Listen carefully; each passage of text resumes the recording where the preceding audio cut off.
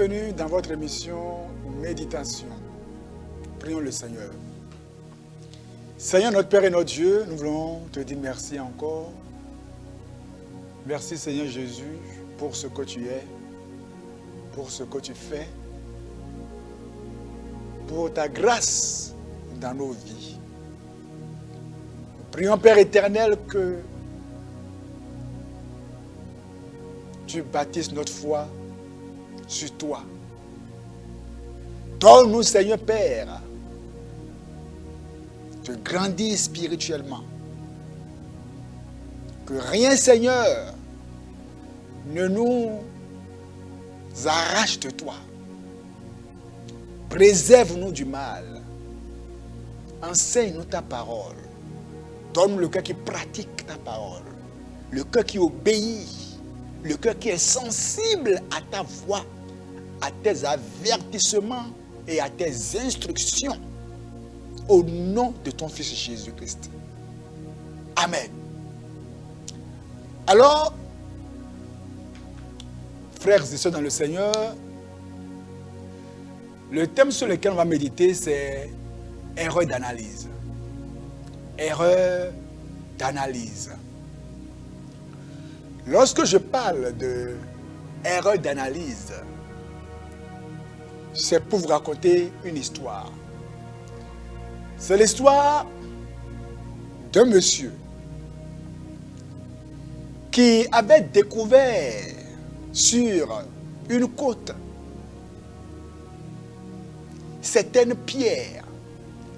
Et les pierres semblaient très précieuses et étaient comme de l'or. Ce qu'il a découvert, il était sûr que c'était de l'or. Et c'était tellement nombreux, tellement content, il s'est dit non, il ne faut pas s'empresser. Il faut prendre un échantillon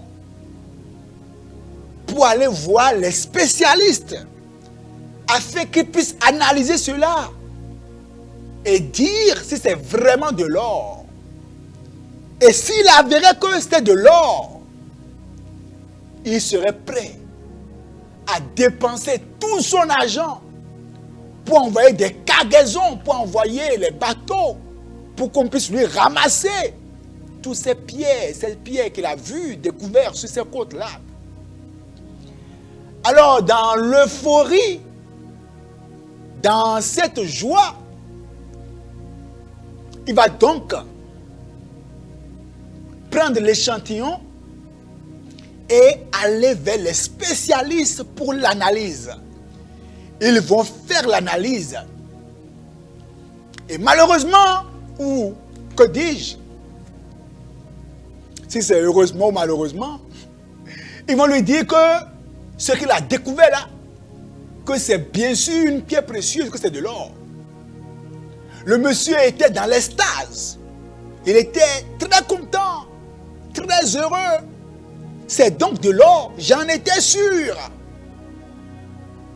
Alors, il va prendre tout son argent qu'il a pour dépenser, pour envoyer des bateaux,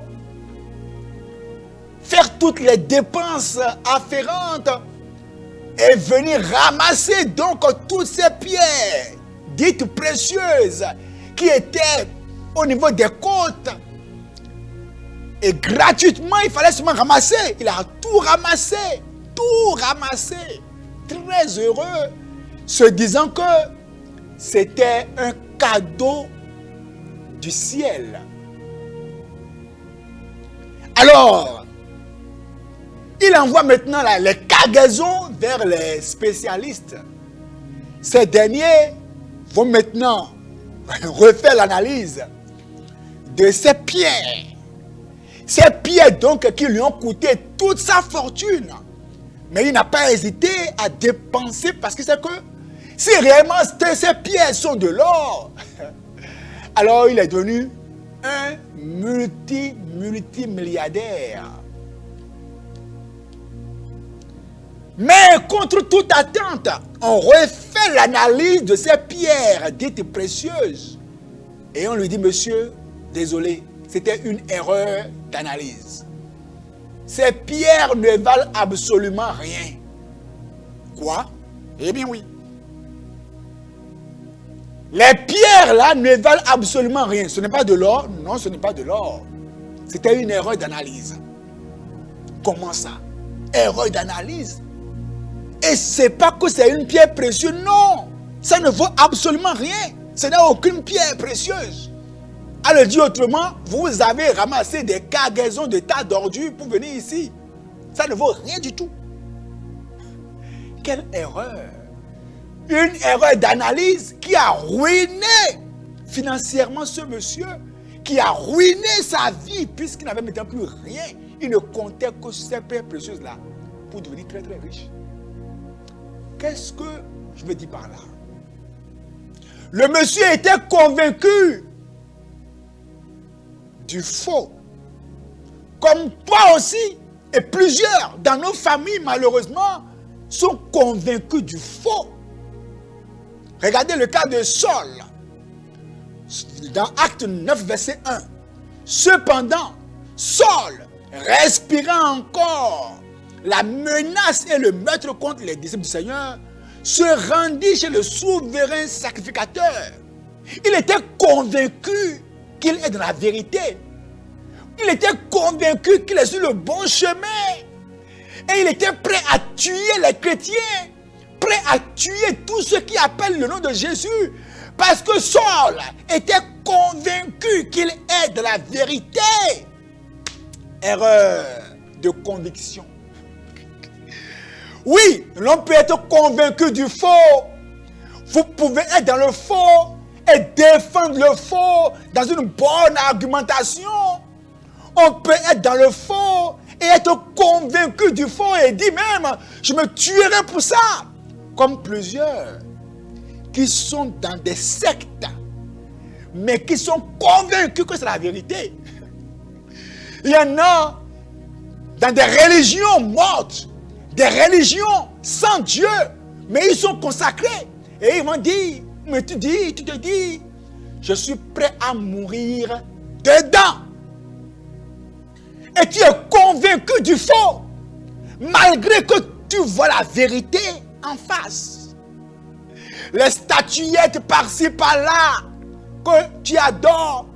Oh, Vierge Marie ici, Saint-Antoine de Padoue ici. Oh, l'ange Gabriel, sa statue est ici. L'ange Saint-Michel, sa statue est ici. Oh, et puis on crée les anges. Et on adore ça. Et tu es convaincu, tu dis oui, c'est la vérité. On peut être convaincu du faux. On peut défendre le faux. Et être prêt à mourir pour le faux. Mais le fait de mourir pour le faux n'en fait pas une vérité. Le fait de mourir pour ce qui est faux ne fait pas de la fausseté la vérité. Saul, verset 2. Saul, et lui demanda des lettres pour les synagogues de Damas, afin que s'il trouvait des partisans de la nouvelle doctrine, hommes ou femmes, il les amena liés à Jérusalem. Vous voyez ça? Liés ou tués. J'étais aussi dans une religion comme ça, et puis celle qu'on adore est en Chine. Et quand j'étais allé en vacances, on m'a remis une photo d'elle, une femme avec de longs cheveux, une indienne. Je n'ai pas dit son nom ici. Pourquoi ne pas le dire même? C'est le Sahaja Yoga. Sahaja Yoga, des sectes pernicieuses. L'adoration de Sri Mataji. Et on criait des démons, les Ganesha, les Jagademba. On faisait des choses de vibration, on croisait les pieds pour dire qu'on adorait Dieu. Et ce qui est encore malheureux est que dans l'adoration de Satan, il y avait encore le nom de Jésus. Ça, c'est pour nous tromper, pour nous montrer, tu vois, Jésus aussi est dedans, Marie est dedans. Oh, c'est faux. C'est Satan, sans dilution aucune qu'on adorait. Et plusieurs sont convaincus du faux. Saul était convaincu qu'il est dans la vérité et que c'est ceux qui adorent Jésus qui sont dans le faux. Les adorations de statues, le baptême des enfants. Le baptême par aspersion. Tu es convaincu de ça. La réincarnation. Tu es convaincu de ça.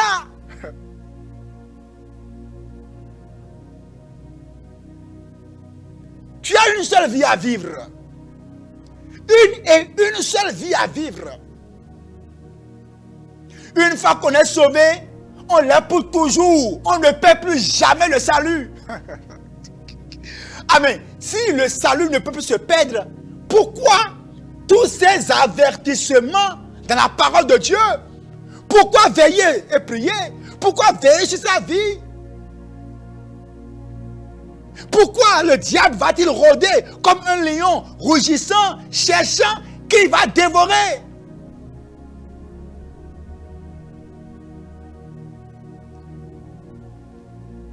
L'erreur d'analyse, c'est le fait d'être convaincu du faux, de rejeter la vérité de la parole de Dieu.